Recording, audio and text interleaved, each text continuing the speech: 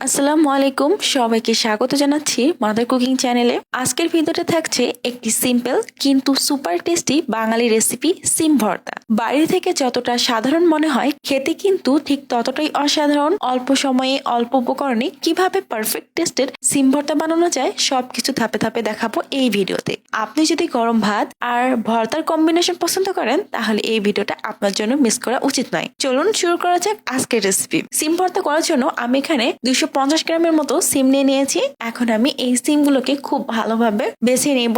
আমি এই সিমগুলোর দুই সাইডে যে শিরগুলো রয়েছে এগুলোকে চাকু দিয়ে এরকম করে পাতলা করে কেটে নিচ্ছি। আমি দুই সাইডের শিরগুলোকে এভাবে উঠিয়ে নিয়েছি।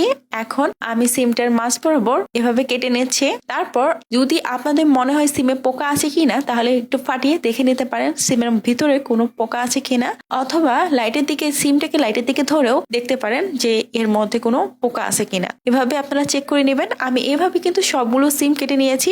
তারপর এই সিমগুলোকে খুবই ভালোভাবে ধুয়ে নিয়েছি। এখন আমি চুলার উপর একটি কড়াই বসিয়ে দিচ্ছি। এখন এর মধ্যে দিয়ে দিচ্ছি আগে থেকে কেটে ধুয়ে রাখা সেই সিমগুলো। তারপর দিয়ে দিচ্ছি লবণ পরিমাণ মতো, দিয়ে দিচ্ছি পানি মেজারমেন্ট কাপ দিয়ে হাফ কাপ। এখন আমি চুলাটা অন করে চুলার আঁচ মিডিয়াম করে রাখছি। চুলার মিডিয়াম আঁচে আমি প্রায় বেশ কিছুক্ষণ সময় ধরে এই সিমগুলোকে কুক করে নিব। ফিরে এলাম বেশ কিছুক্ষণ সময় পর। এ সময় দেখুন সিমগুলো কিন্তু খুব ভালোভাবে কুক হয়ে গেছে আর সিমের মধ্যে হালকা পানি দেখা যাচ্ছে। ঠিক এই সময়ে আমি কাঁচা মরিচ দিয়ে দিব। খুব বেশি পানি থাকা অবস্থায় দিবেন না। যখন দেখবেন নিচের দিকে হালকা পানি পানি ভাব রয়েছে ঠিক এই সময়ে কিন্তু কাঁচা মরিচটা দিতে হবে। কাঁচা মরিচ দেওয়ার পর আমি এই সিমগুলোকে খুব ভালোভাবে নাড়িয়ে দিচ্ছি। আর আমি যেহেতু কাঁচা মরিচগুলোকে কেটে দিইনি তাই চামচ দিয়ে কাঁচা মরিচগুলোকে মাছ বরাবর এভাবে কেটে দিচ্ছি। আপনারা চাইলে আগেই কাঁচা মরিচটা কেটে দিতে পারেন। এভাবে আমি ঠিক ততক্ষণ পর্যন্ত কষাবো এই সিমগুলোকে যতক্ষণ না পর্যন্ত এর মধ্যে যে পানিটা রয়েছে তা পুরোপুরি শুকিয়ে না যায়। দেখুন বেশ কিছুক্ষণ সময় পরের পানিটা কিন্তু খুব ভালোভাবে শুকিয়ে গেছে।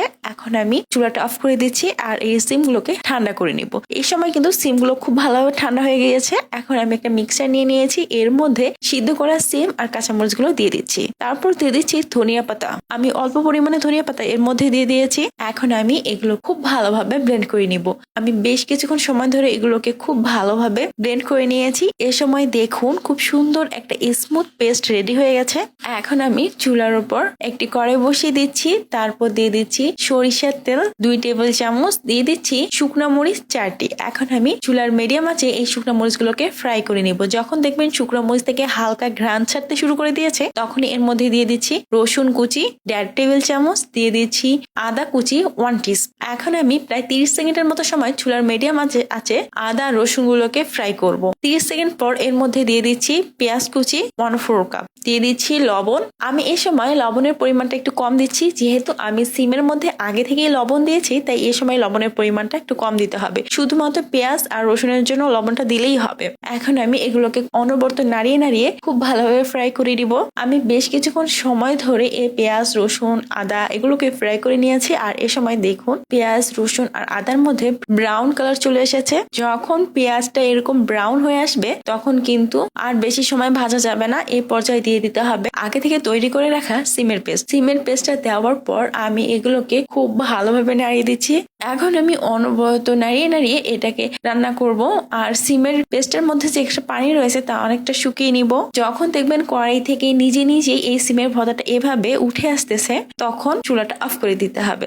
আমি এই সিম ভর্তাটাকে চুলা ঠান্ডা করে নিয়েছি আর এই পর্যায়ে সিম ভর্তাটা হাত দিয়ে ধরা যাচ্ছে। এখন আমি চামচ থেকে এই ভর্তাগুলোকে এইভাবে ঝরিয়ে নিচ্ছি। এরপর এই ভর্তাটার মধ্যে দিয়ে দিচ্ছি সরিষার তেল 1 টেবিল চামচ। এখন আমি সরিষার তেল দিয়ে এই ভর্তাটাকে খুব ভালোভাবে মেখে নেব। আপনারা চাইলে এই সময় শুকনো মরিচের সাথেও ভর্তাটা খুব ভালোভাবে কষলিয়ে নিতে পারেন। যদি বাসায় ছোট বাচ্চা থাকে তাহলে এই সময় না কষলে ভাতের প্লেটে এই মরিচগুলোর সাথে ভর্তাটাকে কষলিয়ে নিতে পারেন। তাই আমি মরিচের সাথে এই ভর্তাটাকে এভাবে কষলালাম না। সরিষার তেল দিয়ে ভর্তাটাকে খুব ভালোভাবে মাখিয়ে নেওয়া হয়ে গেলে আমি এটাকে একটু গোল শেপ করে নিচ্ছি। দেখুন আমার সিম ভর্তা একেবারেই রেডি। আর এই সিম ভর্তা দিয়ে গরম ভাত খেতে কিন্তু খুবই মজার।